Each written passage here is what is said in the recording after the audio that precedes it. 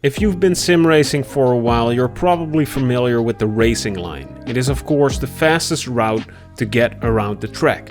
In a lot of cases, the fastest line around the circuit is not as obvious as you might think.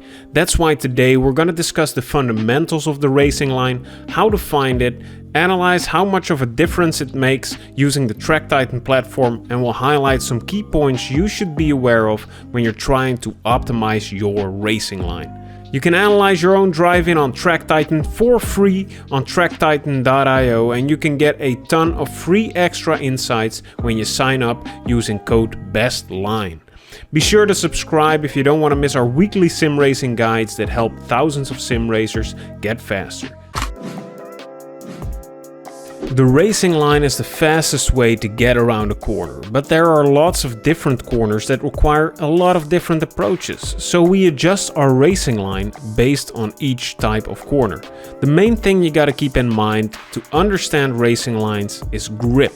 Your car needs to have enough grip to turn around a corner. This means that the more you turn the steering wheel, the more you've got to slow down, and that's what racing lines are generally about. Minimizing your steering input means you don't have to slow down as much, and we can do this by turning through the corner with the widest radius possible. When we check out this hairpin at Suzuka, we can really see the difference. A ton of beginners aim for the inside of the corner early, then coast around the apex and get on the power to exit the corner. The thinking here is that the shortest distance around the corner is also the fastest. But when we analyze this approach with TrackTitan, we might come to a different conclusion.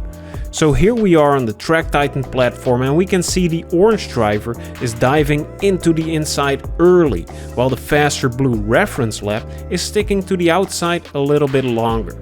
When we analyze the speed chart, we can see that the orange driver has to slow down a lot more to get their car around the corner, losing them almost half a second in this corner alone. And you can analyze your own driving to find the racing line or other mistakes you might be making on TrackTitan for free, and get a few nice extras for a month when you sign up with code BESTLINE. And now that we know the basics of the racing line, let's talk about how we can actually find it. First, we're gonna break down the corner into three phases: entry, apex, and exit. In the entry phase, we want to gradually start turning in after slowing the car down during the braking phase. When we approach our maximum steering angle, we want to get as close to the apex as possible. When we've passed the apex, we want to maximize our exit speed onto the following part of the track, and we can do this by gradually getting back on the power while we steer the car back into a straight line. In this example, we've used a symmetrical racing line. The curve is the same on the entry as on the exit. But when you're racing, you want to slightly adjust your racing line to favor a faster, more straightened exit.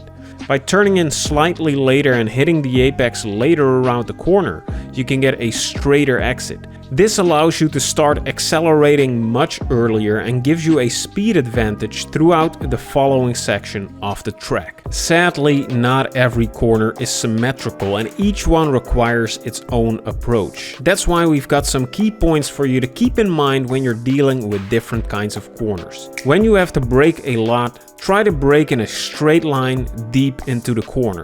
This shortens your braking distance, which means you'll have a time advantage before you're even halfway through the corner. Now, this doesn't mean you should sacrifice your exit. Just remember that if the corner allows you to brake deep into it in a straight line, you'll have a shorter braking zone, which means you're faster through the turn, even if this means that you're taking a somewhat more shallow line. One of the most important things to be aware of is what comes after the corner. This greatly influences your racing line through any corner, as you want to optimize your exits.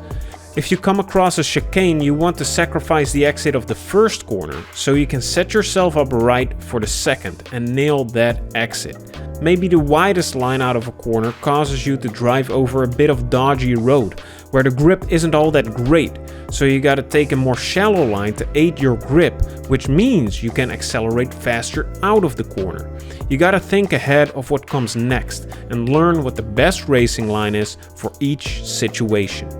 A crucial aspect of corners are the curbs surrounding it, and they greatly influence your racing lines as well.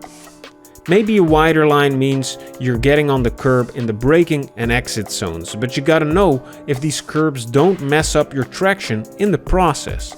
You can cut over some apex curbs, which allows you to have a wonderfully wide line through the corner, but other apex curbs can utterly destroy your car and send you flying. It's important to know which curbs are safe when you're planning out your racing lines.